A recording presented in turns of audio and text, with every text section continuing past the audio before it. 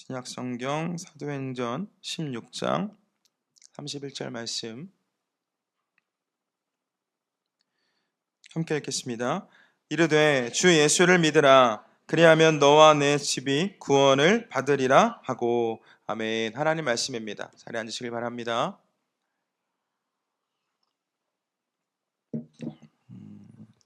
밤 늦은 시간이 되면 저희 집 두 딸은 저에게 경쟁적으로 인사를 합니다. 이제 하루 일과를 마치고 잠자리에 들 시간이 되면 저희 아내는 이제 두 딸을 재울 준비를 하고, 저는 주로 그 시간에 다음날 새벽 예배 준비와 독서를 합니다. 그럼 이제 아빠와 함께 눕지 못하는 게 좀 아쉬워서 그런지 아이들은 한 명씩 제 방으로 와서 인사를 합니다. 매번 하는 인사는 비슷합니다. 아빠 사랑해요, 일 잘하세요, 잘 자요, 이렇게 이 정도 인사를 좀 루틴처럼 하고 뽀뽀를 하고 갑니다. 한 명이 먼저 인사를 하고 있으면 그 인사 소리를 듣고 이제 까먹었던 다른 한 명도 와가지고 똑같이 인사를 하고 뽀뽀를 하고 갑니다. 매일 그렇게 비슷하게 인사를 하다가 하루는 제가 이제 두 번째로 인사하러 온 자녀를 좀 안아주었더니 얘가 가서 자랑을 하는 겁니다. 나는 아빠가 안아줬다. 그럼 이제 또 다른 한 명도 와가지고 자기도 안아달라고 이야기를 하는 거죠. 그럼 이제 똑같이 안아줍니다. 저는 그 시간이 참 좋습니다. 매일 반복되지만 사랑받는다는 느낌을 받기 때문입니다. 하루도 빠짐없이 그렇게 매일 경쟁적으로 인사를 하고 있다면 저희 아이들도 억지로 하는 게 아니라 좋아서 하는 일일 거라 생각합니다. 저는 두 딸의 모습을 보면서 예수님 그런 말씀하셨잖아요. 어린아이와 같지 않으면 천국에 들어갈 수 없다. 그 말씀을 왜 하셨는지를 알 것 같습니다. 여러분, 예배는 영어로 worship이라고 합니다. 그런데 이 단어는 존귀함, 합당함이라는 뜻을 가지고 있는 월스와 어떠한 상태나 어떠한 관계를 뜻하는 쉽의 단어가 합쳐진 단어라고 합니다. 그러니까 월십이라는 단어에는 어떤 가치를 인정하는 상태, 누구의 존귀함을 인정하고 높여주는 일이라는 뜻을 가지고 있다는 거죠.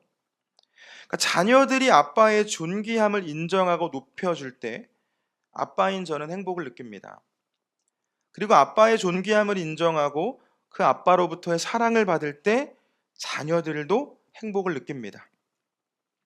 여러분, 월십은, 예배는 하는 사람도 받는 사람도 행복한 일이라는 것이죠. 그런데 우리의 이 월십은 하나님을 향하고 있지 않습니까? 그래서 우리의 예배는 예배를 드리는 우리도 기쁘고 예배를 받으시는 하나님도 기쁜 일입니다. 저는 우리의 예배가 기뻤으면 좋겠습니다. 예배하는 일이 기다려지고 또 그 기다렸다가 예배하는 일이 참 좋았으면 좋겠습니다. 우리가 기쁨으로, 전심으로, 자발적으로 예배할 때 우리 하나님께서도 기쁘게 받아주실 줄 믿습니다. 자, 그렇다면 여러분, 그 기쁘고 좋은 일은 아껴놨다가 너무 좋으니까 한 번씩만 해야 될까요? 아니면 할 수 있는 만큼 해야 합니까? 컴퓨터 게임처럼 우리의 몸이 이렇게 좀 상하고 우리 몸에 해를 끼치는 일이 아니라면, 우리에게 좋은 영향을 주는 일이라면 많이 하면 할수록 좋지 않겠어요? 그렇다면 우리의 예배도 정말 아끼고 아껴서 일주일에 한 번으로 끝나는 것이 아니라 우리의 삶 속에서 계속되어진다면 얼마나 좋겠습니까? 여러분, 성경은 우리가 하나님을 예배하는 사람이라고 분명하게 말씀하고 있습니다.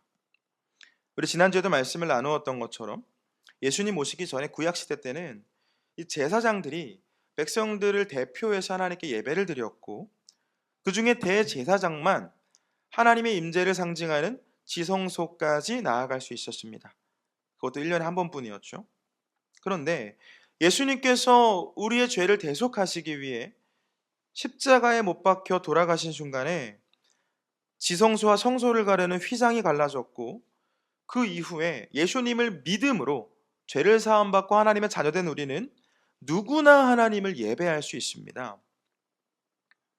또 하나님께서는 구원받은 우리들 제사장으로 삼으셔서 아름다운 덕을 선포하게 하셨다라는 말씀도 나누었었죠. 우리 말씀 한번 더 볼까요? 베드로전서 2장 9절 말씀 같이 읽습니다. 그러나 너희는 택하신 족속이요 왕 같은 제사장들이요 거룩한 나라요 그의 소유가 된 백성이니 이는 너희를 어두운 데서 불러내어 그의 기이한 빛에 들어가게 하신 이의 아름다운 덕을 선포하게 하려 하심이라. 아멘. 여러분, 우리는 하나님께 예배를 드리는 존재일 뿐만 아니라 아름다운 덕을 선포하는 존재, 곧 나에게 속한 사람들을 주님께로 인도하는 제사장의 역할이 주어진 존재입니다. 저만이 아니라 우리 모두가 제사장의 역할로 부름을 받았다라는 거죠. 우리의 예배가 이 예배당에서만이 아니라 우리의 삶에서 계속되어져야 하는 이유입니다. 사랑하는 여러분, 우리는 한 명의 예배자가 되어서 예배해야 하고 또 한 명의 제사장이 되어서 나에게 속한 사람들을 주님께로 인도해야 합니다. 우리 마태복음 28장 19절에서 20절 말씀 함께 볼까요? 시작. 그러므로 너희는 가서 모든 민족을 제자로 삼아 아버지와 아들과 성령의 이름으로 세례를 베풀고 내가 너에게 분부한 모든 것을 가르쳐 지키게 하라. 볼지어다 내가 세상 끝날까지 너희와 항상 함께 있으리라 하시니라. 아멘. 하나님께 먼저 택함을 받은 우리가 모든 민족을 제자로 삼아서 주님께 배운 것을 가르쳐 그들이 지키게 하는 것이 우리에게 주신 사명이라고 성경은 말씀하고 있습니다. 여러분, 구원을 받고 택함을 받은 우리는 우리 민족을 주님의 제자로 삼고 하나님 나라를 세우는 그 사명을 감당해야 하는데, 우리 민족을 제자 삼기 이전에 우리가 제자 삼아야 할 곳은 바로 가정입니다. 히브리 민족의 조상이라고 여김을 받고 있는 그 아브라함의 사명을 보면 하나님의 뜻을 분명하게 알 수가 있는데요. 창세기 18장 18, 19절 같이 읽습니다. 아브라함은 강대한 나라가 되고 천하 만민은 그로 말미암아 복을 받게 될 것이 아니냐.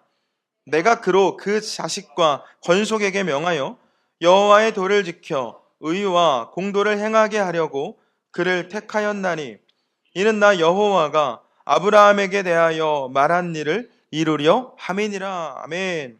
여러분, 이 말씀은 이 아브라함에게 보내셨던, 하나님께서 아브라함에게 하나님의 사자들을 보내시는데요, 그들의 입에서 나온 이야기입니다. 이들은 1년 뒤에 당신에게, 아브라함에게 아들이 있을 것을 이야기해 주었습니다. 그리고 나서 뭐라고 이야기하죠? 아브라함은 강한 나라를 이룰 것이고 천하가, 온 세상이 그로 말미암아 복을 받게 될 것인데, 그 일을 위해서 아브라함이 해야 할 일은 자식들과 자손을 잘 가르쳐서 하나님께 순종하게 하고 옳은 일을 하도록 지도하는 일입니다. 여러분, 조금만 풀어서 더 설명을 드리겠습니다. 아브라함은 한 민족의 조상입니다. 그리고 이 민족은 천하 만민에게 복을 전할 민족이죠. 아브라함의 후손으로 다윗이 나왔고 그 후손으로 예수님이 오셨습니다. 그 예수님으로 인해 모든 민족이 복받지 않았습니까? 여러분, 이 일은 하나님께서 하시는 거죠. 그런데 그 놀라운 일을 위해 아브라함이라는 사람에게 주어진 일은 가정을 돌보는 일이었다라는 겁니다. 아브라함에게 속한 사람들, 자녀들에게 말씀을 가르치고 예배하는 일이 아브라함의 선택을 받은 이유였고, 아브라함이 그 사명을 감당할 때 하나님께서는 모든 약속이 이루어질 것을 말씀하셨습니다. 내 민족이 하나님의 백성 되는 것 이전에 가정이 먼저 하나님을 믿는 가정이 되어야 한다라는 겁니다. 말씀을 보면 아브라함은 자녀들과 함께 예배드려 왔음을 알 수가 있습니다. 하나님께서 아브라함에게 이 이삭을 번제로 바치라고 말씀하셨을 때 아브라함이 이삭을 데리고 함께 예배하러 가지 않습니까? 그때 이삭이 아브라함에게 이렇게 질문합니다. 아버지, 불과 나무는 여기에 있는데 번제할 어린 양은 어디에 있습니까? 번제할 어린 양이 어디 있습니까? 이 구약 시대 때는 제사를 드렸고 제물이 필요했죠. 이삭은 그 재물이 어디 있냐라는 거 묻습니다. 오늘 우리식으로 이야기하면 아빠 오늘 예배 드릴 때 헌금 준비하셨죠? 라고 질문했다라는 겁니다. 그러니까 이삭은 이미 아버지와 함께 예배 드려왔음을 알 수가 있죠. 그날 처음 예배하는 게 아니라 예배하는 일이 익숙했다라는 겁니다. 여러분, 하나님께서는 아브라함을 선택하셨습니다. 아브라함을 통해 모든 민족이 구원받기를 바라셨습니다. 그리고 그 일을 위해 가정에서부터 예배할 것을 말씀하셨습니다. 가장 작은 단위부터 하나님의 나라가 세워지게 하신 것이죠. 우리 역시 주님께 택함을 받았습니다. 그리고 주님께서는 아브라함에게 주신 비전처럼 우리에게 모든 민족을 제자 삼을 것을 말씀하셨습니다. 주님의 자녀된 우리 모두의 사명입니다. 그런데 모든 민족을 제자로 삼기 이전에 우리의 최종 목표는 모든 민족이 주님의 제자가 되는 것이지만 그 일을 위해 우리가 우선적으로 해야 할 일은 내가 먼저 바로 서고 그리고 나에게 속한 사람들, 나와 함께 살아가는 사람들, 우리 가정이 주님을 예배하는 사람으로 또 내게 있는 곳이 주님을 예배하는 곳이 되어야 합니다. 우리는 주님의 자녀가 되었기 때문에 감사로 예배를 드리지만 동시에 주님께 받은 사명 때문에 예배해야 하는 거죠. 우리는 예배를 통해 우리가 있는 자리를 천국으로 하나님의 나라로 세워가야 합니다. 오늘 우리가 함께 본문으로 읽었던 말씀은 바울이 간수에게 했던 말입니다. 주 예수를 믿으라. 그리하면 너와 내 집이 구원을 받으리라. 여러분, 내가 예수를 믿으면 나의 믿음 때문에 나에게 속한 사람들이 구원받는다는 이야기가 아닙니다. 우리 주님은 가족별로 한 명씩 대표로 믿으라는 말씀을 주신 적이 없습니다. 예수님을 믿는 사람이 구원을 받는 거죠. 그럼 이 말씀은 무슨 의미입니까? 내가 예수님을 잘 믿으면 그 예수님을 믿는 일이 참 귀하고 복된 일이라는 것을 우리 가족들이 알게 될 것이고, 그러면 함께 예수님을 믿게 될 것이고 함께 예배하게 될 것이기 때문입니다. 내가 예수님을 믿는 일이 좋아서 예배하면 그 자리가 천국이 될 것이고 그 자리에 함께하는 사람들은 함께 천국 백성이 되는 거죠. 자, 근데 여러분, 예배하고 하나님의 나라를 세우는 일은 우리의 사명이다라고도 말씀을 드렸는데 이 사명을 영어로 하면 뭐죠? 미션입니다. 미션. 그런데 이 사명 그리고 미션 두 단어 다 왠지 힘든 일일 것 같고죠. 미션 어려운 일일 것처럼 느껴지죠. 근데 우리의 사명은 힘든 일이 아닙니다. 월십은 하는 사람도 행복한 일이라고 말씀드리지 않았습니까? 우리가 예배하는 자리에 하나님 함께 하시고 하나님께서 은혜를 주시기 때문에 우리의 예배는 좋은 일입니다. 행복한 일이죠. 천국을 맛보는 일입니다. 여호수아가 유언과 같이 백성들에게 선포했습니다. 우리 말씀 볼까요? 여호수아 24장 15절 같이 읽겠습니다. 시작.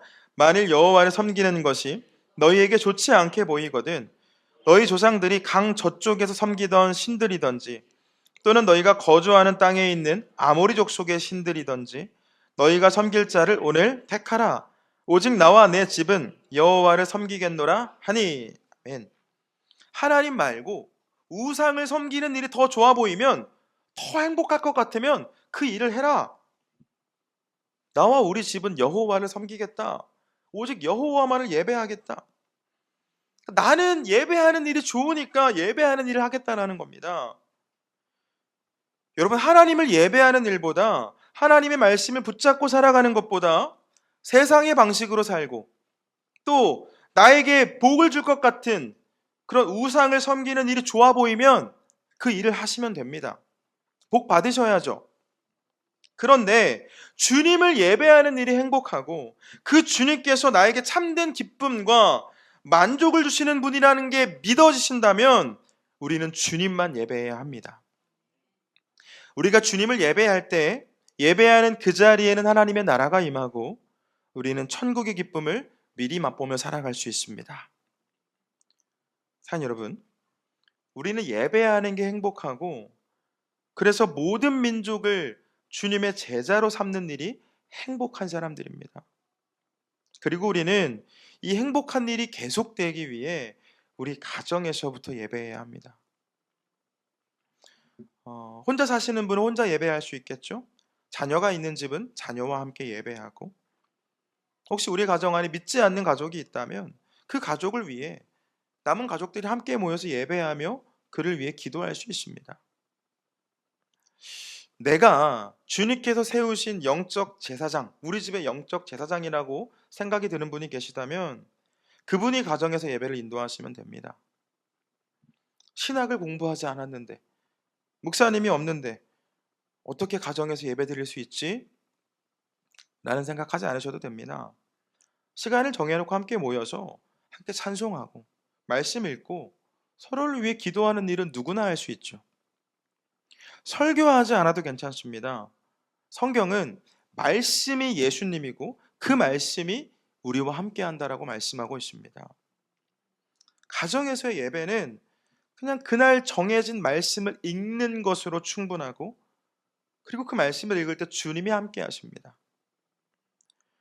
여러분, 말씀은 성경 처음부터 보실 수도 있고 혹은 좋아하는 성경을 찾아서 읽으실 수도 있겠죠. 아니면 큐티 본문으로 함께 말씀을 읽어도 됩니다. 우리 교회는 매월 첫 주에 세대별로 큐티를 나눠드리고 있지 않습니까? 그것도 무료로. 이 같은 출판사의 큐티책이기 때문에 우리 유치부 아이들이 보는 큐티부터 어른들이 보는 큐티까지 본문이 똑같습니다. 함께 읽고 나눌 수 있는 본문을 쉽게 선택할 수 있다는 거죠.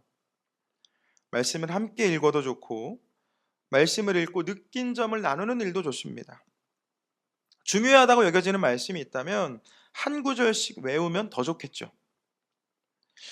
이 사탄 마귀가 예수님을 유혹할 때 예수님께서는 말씀으로 승리하는 모습을 보여주시지 않았습니까? 우리도 말씀을 보는 것을 넘어서 암송하고 있다면 삶의 유혹과 문제들이 찾아올 때 말씀으로 승리할 수 있겠죠. 여러분, 반복해서 말씀을 드리는 것처럼 예배는 우리의 사명이기 때문에 해야 하지만 우리는 예배를 통해 하나님과 교제하기 때문에 기쁨을 누릴 수 있어서 해야 합니다. 무엇보다 예배의 자리에는 하나님께서 주시는 열매가 있습니다. 한번 생각해 볼까요? 가정에서 예배를 하는 집과 예배하지 않는 집에 차이가 있을까요? 없을까요? 예배하는 사람들이 모여서 사는 마을과 예배하지 않는 사람들이 모여서 사는 그 마을에 차이가 있을까요? 없을까요? 예배하는 집에 부부싸움이 많을까요? 예배하지 않는 집에 부부싸움이 많을까요? 예배하는 집 자녀들이 탈선하는 일이 많을까요? 예배하지 않는 집 자녀들이 탈선하는 일이 많을까요? 물론 예배하는 집에도 문제가 있을 수 있습니다.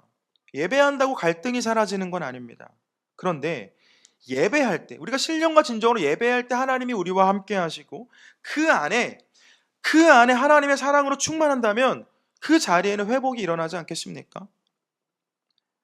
분리와 단절이 가정에서도 일어나고 있는 이 시대에 함께 모여서 예배드리고 하루의 삶을 나누고 감사의 제목들을 나누고 서로를 위해 기도해 줄 때 그 가정은 천국과 더 가까워지겠죠. 여러분, 내가 좋은 부모가 되기를 원하고 내가 좋은 자녀가 되기를 원하고 내가 좋은 남편이 되기를 원하고 내가 좋은 아내가 되기를 원한다면 우리가 해야 할 일은 예배입니다. 저는 저를 포함한 우리 성도님들 모두가 예배하는 삶을 살아가기로 결단하고 가정에서부터 예배를 드리시게 되기를 축복합니다. 시간을 정해서 매일 하셔도 좋고요. 우리 주일이랑 수요일에는 교회에서 예배를 드리니까 금요일이나 토요일 하루만이라도 함께 모여서 예배 드려보시길 바랍니다. 약속한 시간이 되면 모여서, 혼자 지내시는 분은 혼자서 찬송하고, 우리 자녀들이 함께 한다면 자녀들이 좋아하는 어린이 찬양을 부를 수도 있겠죠? 말씀을 읽고 서로를 위해 기도해 보시길 바랍니다. 기도가 끝난 후에는 삶을 돌아보면서 감사한 일들을 나누고 함께 기도할 것들을 나누고 함께 기도해 보시면 좋겠죠. 그때 가정 안에 있는 크고 작은 문제들이 주님의 은혜 안에서 회복되어지는 것을 두 눈으로 보게 될 줄 믿습니다. 사랑하는 여러분, 하나님께서는 우리의 삶을 통해 하나님의 나라를 세워가시길 바랍니다. 그렇다면 그 시작이 어디이죠? 가정입니다. 가정. 교회에서 예배하는 일은 너무나 중요하지만 교회보다 우리가 더 많이 머무는 곳, 가장 많은 시간을 보내는 우리 가정에서부터 예배가 되어야 하고 그곳에서부터 하나님의 나라가 세워져야 합니다. 본문은 우리에게 선포합니다. 주 예수를 믿으라. 그리하면 너와 내 집이 구원을 받으리라. 여러분, 예수님 믿으시길 바랍니다. 그리고 예수님 예배하시길 바랍니다. 그때 우리는 하나님의 나라를 살아갈 수 있습니다. 바라기는 저와 여러분의 삶의 자리가 하나님을 예배하는 자리로 세워지고, 그래서 우리의 삶의 자리가 함께 하시는 하나님을 경험하는 자리가 되길 주님의 이름으로 축원을 드립니다.